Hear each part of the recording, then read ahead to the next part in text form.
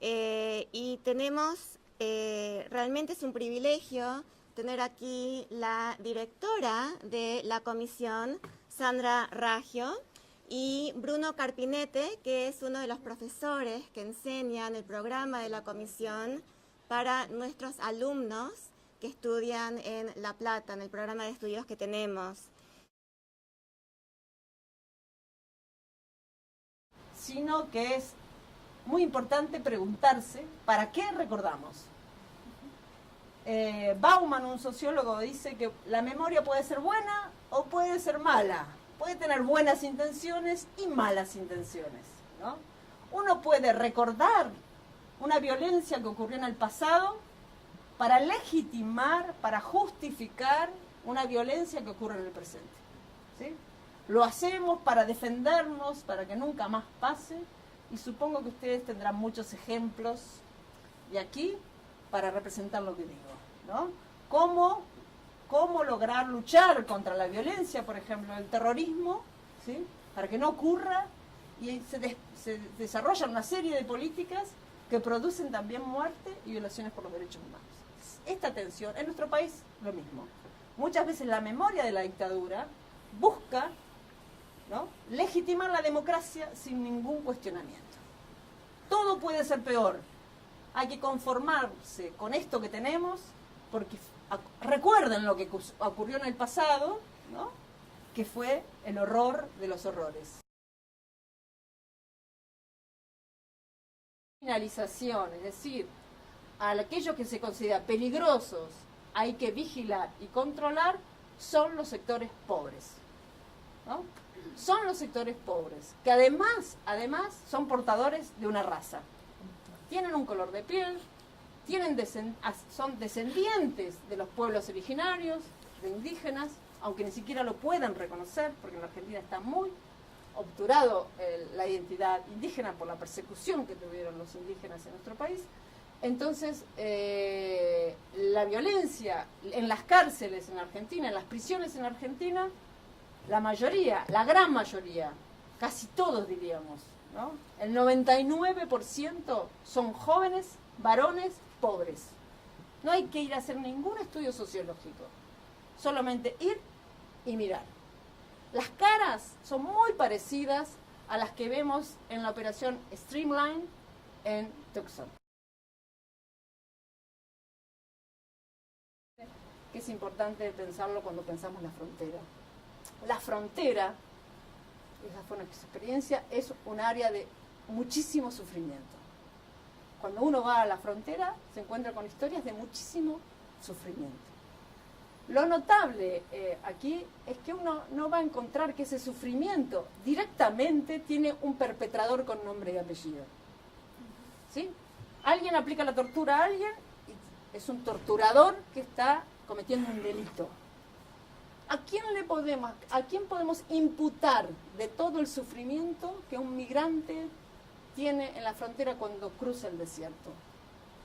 Si uno dirá, bueno, cruzan porque quieren, ¿sí? Están ahí porque lo decidieron. Cuando escucha sus historias, sabe que no están ahí porque lo decidieron.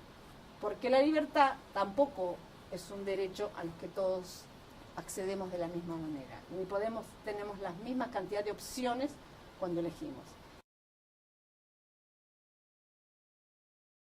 Todo el continente fue el último continente en poblarse, si asumimos la teoría del origen del hombre en África, etcétera, etcétera. En la última gran glaciación empezaron las migraciones en nuestros territorios. Después hubo, obviamente, a lo largo de estos últimos 12.000 años, un montón de nuevos flujos de movimiento de personas. Incluso antes de la llegada del hombre europeo a nuestro continente, en el caso de Argentina, por ejemplo, ya existieron relaciones de grupos hegemónicos y grupos subalternos. Por ejemplo, el norte de Argentina era parte de lo que fue el Collasuyo, la parte sur del imperio incaico. Se movilizaban gentes y mercancías a lo largo de toda América, con relaciones entre grupos dominantes y grupos subalternos.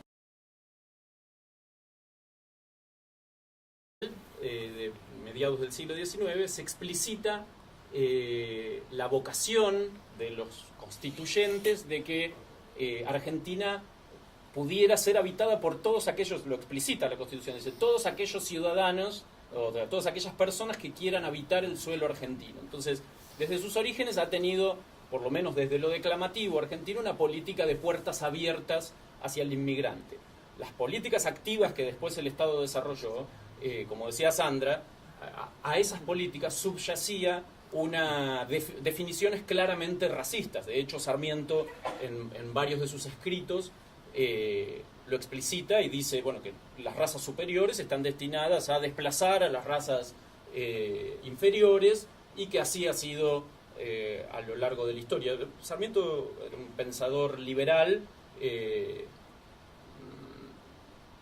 fuertemente racista, ¿no?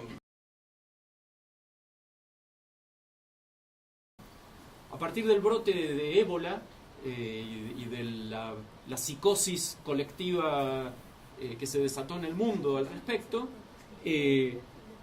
esta noticia, por ejemplo, los lectores hacían este tipo de comentarios, ¿no? Un país como el nuestro, que se jacta de no ser racista, en el discurso público, de abrir las fronteras a la inmigración.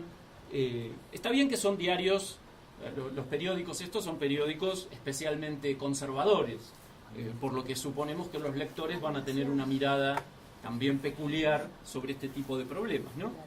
Pero claramente es muy terrible y denuncia la forma en que aún la discriminación, la estigmatización e incluso la criminalización del extranjero está vivo en... El Plan Patria Grande fue lanzado aproximadamente en el 2003-2004, cuando Néstor Kirchner asumió la presidencia, y lo que plantea, deroga una ley que... Deroga. La R estaba como bien argentina. Una ley que implantó Videla, uno de los presidentes de facto de la última dictadura cívico-militar.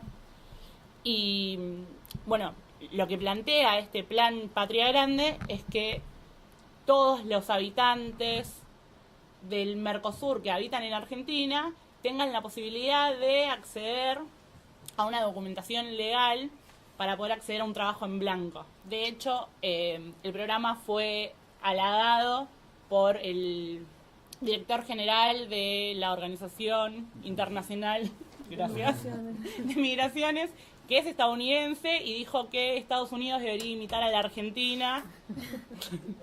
Una vez que nos dicen. Lo teníamos que decir.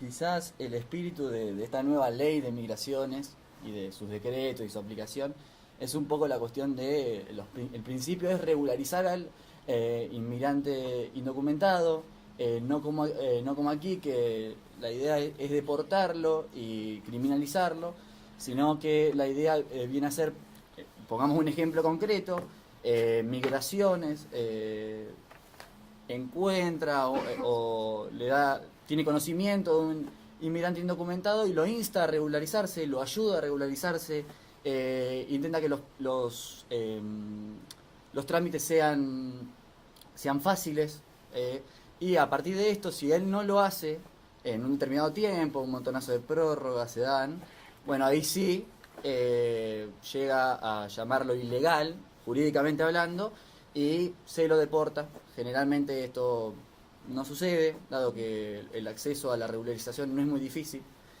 Pero bueno, quizás la diferencia que nosotros veíamos un poco habiendo ido acá a la frontera que tiene Estados Unidos con México, es que quizás la frontera geográfica de Argentina con los países limítrofes no se encuentra ahí tanto el problema en cuanto a la admisibilidad de los extranjeros en nuestro país, sino una cuestión más, como explicaba Bruno, Sandra, de los estigmas y la discriminación que ha tenido toda persona inmigrante, más que nada inmigrante de los países limítrofes, no de aquellos europeos, por ejemplo, y que eso se traduce muchas veces en selectividad dentro del accionar represivo.